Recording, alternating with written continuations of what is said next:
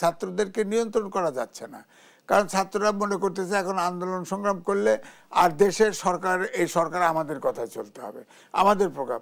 আপনি কি মনে করছেন যেই বারবার আসলে আমরা যেই সংঘর্ষ দেখছি, যেই ধরনের অভ্যুত্থান ঘটানোর চেষ্টা করা হচ্ছে, সেই সবকিছু কি কোনো না কোনো কারণে আসলে শিক্ষা প্রতিষ্ঠানগুলোর একটি বড় দায় আছে কিনা?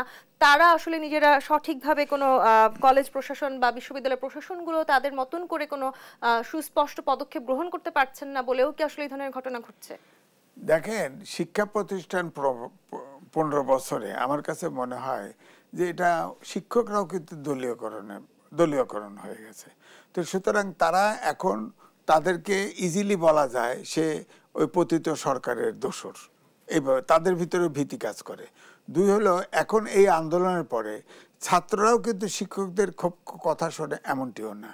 ছাত্ররা আবার শিক্ষকরা যে তাদেরকে, আমি তো দেখছি যে একজন উপদেষ্টা আধা ঘন্টা বক্তৃতা দিল, সে বক্তৃতা আমি শুনলাম। তো ছাত্রদেরকে যে ভাষায় বক্তৃতা দিতেছে তাতে মনে হলো যে ছাত্রদেরকে হিপনোটাইজ করতে, ছাত্রদেরকে কনভিন্স করতে তার লাইনে, তার শক্তি বৃদ্ধির জন্য বক্তৃতা দিচ্ছে। সুতরাং এখন যে অবস্থাটা হয়ে গেছে এটা অনেকটা নিয়ন্ত্রণহীন হয়ে গেছে, ছাত্রদেরকে নিয়ন্ত্রণ করা যাচ্ছে না, কারণ ছাত্ররা মনে করতেছে এখন আন্দোলন সংগ্রাম করলে আর দেশের সরকার, এই সরকার আমাদের কথায় চলতে হবে, আমাদের প্রোগ্রাম। তো এখন ধরেন বৈষম্য বিরোধী যে ছাত্ররা ছিল তারা কিন্তু একটা কমিটিও করেছে। তারা এখন কোথায়, এই প্রশ্ন তো আসলে আমরা করতেই পারি। তাদের এক ডাকে তো সব ধরনের সাধারণ ছাত্ররাও এক হয়েছিলেন।